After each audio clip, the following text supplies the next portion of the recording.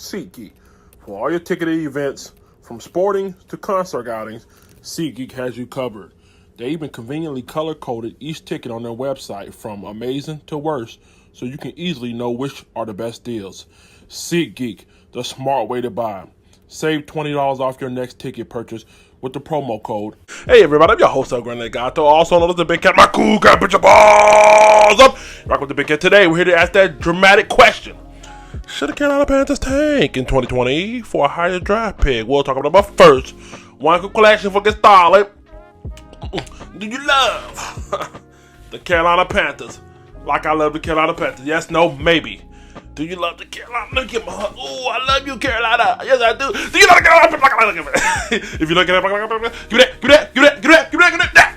Let me tell you why. The Carolina Panthers should or shouldn't tank when it comes to 2020 for a higher draft pick. Let's get into it. That boy is good. Before we get started, make sure you subscribe, click the notification bell so you don't miss a video. Now, when it comes to the 2020 season, should the Carolina Panthers tank? Again, I'm going to give you guys a couple perspectives. I want to give you guys a perspective from the fans. I want to give you guys a perspective from the ownership. And I want to give you a perspective from the players. Let's start with the players first. As a player, the dedication, the time, the effort that it takes going into this professional field of football that it is, it takes a lot of energy, a lot of time. Like I said, you got to be away from your family during the winter months, summer months, you're training, you got to eat right, you got to discipline, you got to lift weights. You got to study, you got to be up late, you got to be up early. Then you got to go out there physically perform, get a hit on, beat on. As a player, I don't think anybody wants to go out there intentionally losing their profession, but they got to go through all that hell. Because football, let's be honest, it's a year-round sport now. As a player, nobody wants to go through all that for nothing other than a paycheck, okay? Well, I digress. I take that back. Some people may like getting beat on for paychecks. But as a common player, as the average player, I don't think anybody wants to go through all that hell and all that time away from their loved ones to go through. So, from a player's perspective, I don't think they're up for it. But I don't respect anybody who is. I mean, again, for that simple fact, if a player is willing to do that, hey, man, you might want to choose another profession, man.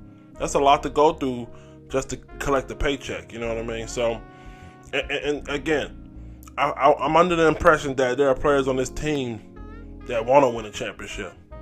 Okay, I'm pretty sure, and I'm going out on a limb here, that there's more players on this team that want to win a championship versus trying to get a paycheck.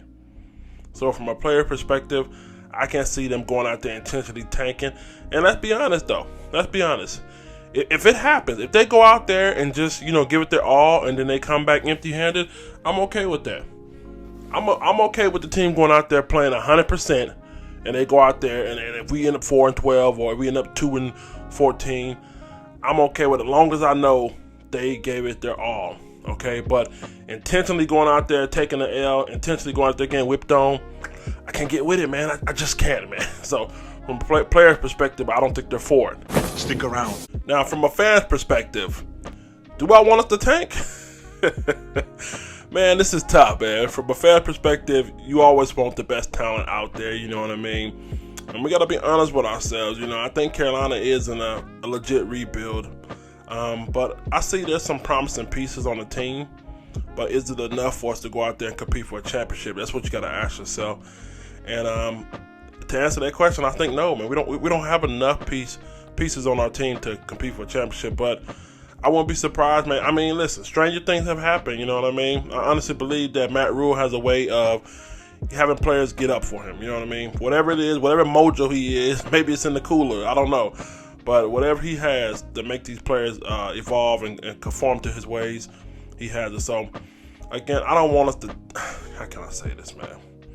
I mean, the allure of getting Justin Fields or Trevor Lawrence, it's there, trust me. Listen, I'm a Georgia Bulldogs fan. Go Dogs, sick of woo, woo, woo, woo. I'm a big Georgia Bulldogs fan, and just to know we had Justin Fields on the roster, and we didn't play him, oh, man, that's sick. So to have a chance to get him again, or possibly Trevor Lawrence, I mean, let's be honest. Who don't want that? Who don't want that? You know what I mean? But as a true diehard fan, man, I mean, you don't want to go out there and see your team take an L. And I honestly believe that Kyle Allen has a little something in him, man.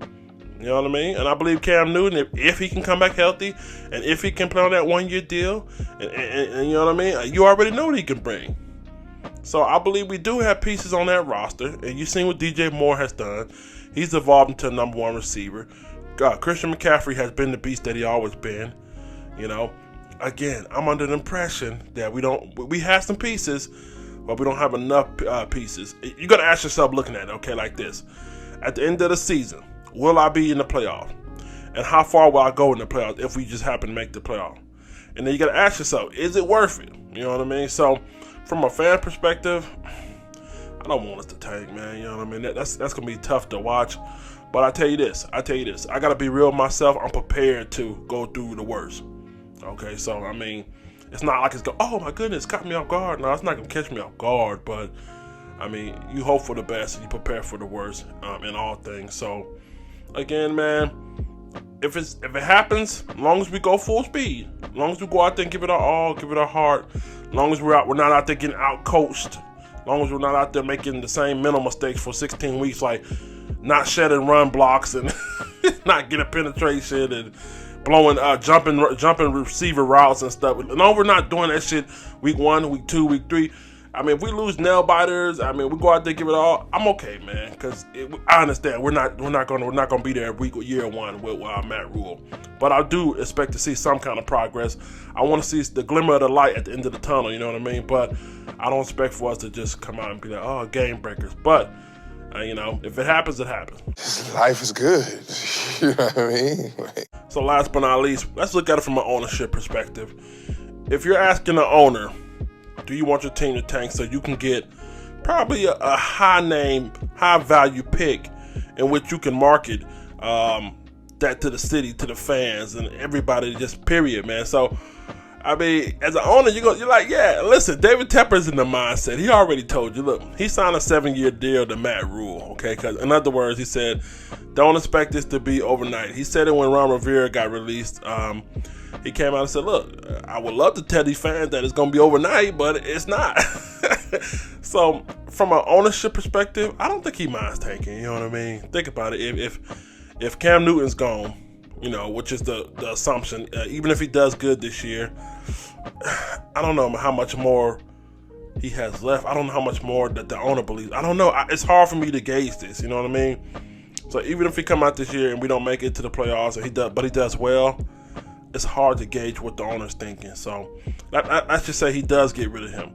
You're going to need a face to bring in, you know what I mean? So, with that number 1 pick or the top 2 pick or whatever, you're going to be able to get another a face of the franchise, another guy you can add to the face of the franchise with Christian, okay? So, from ownership perspective, he already is telling you from the go that I'm giving Matt Rule 7 years. 3 of those 7 years are going to be building years. And those last 4 years, I expect to be contender. That's what that 7-year deal means. So, I mean, does he mind tanking? Well, I don't think he's ever going to come out and publicly say I mind tanking. But if a release to us getting a high pick, a high player, high value player that the fans are going to go crazy over, I'm sure he wouldn't mind. It's business. He's a business, man. You know what I mean? Again, man. So last but not least, man, I just want to say, man, I'm mixed about it, but I can never say I honestly will go out there and root against my team to lose. You know what I mean? That's some sucker shit right there. I can't see that happening. But again, I'm prepared for it if it does happen. Get in the comment section. Tell me how you feel about this, man. You know what I mean? Mixed feelings. Want to hear about you? Make sure you subscribe to the channel. Tune into the podcast, Anchor FM, Google FM. Follow me on Facebook, Twitter, Instagram, YouTube, KeepPowder_TV. Let's get up out of here. Let's get up out of here on this beautiful Monday morning. Let the church say. Let the church say, damn!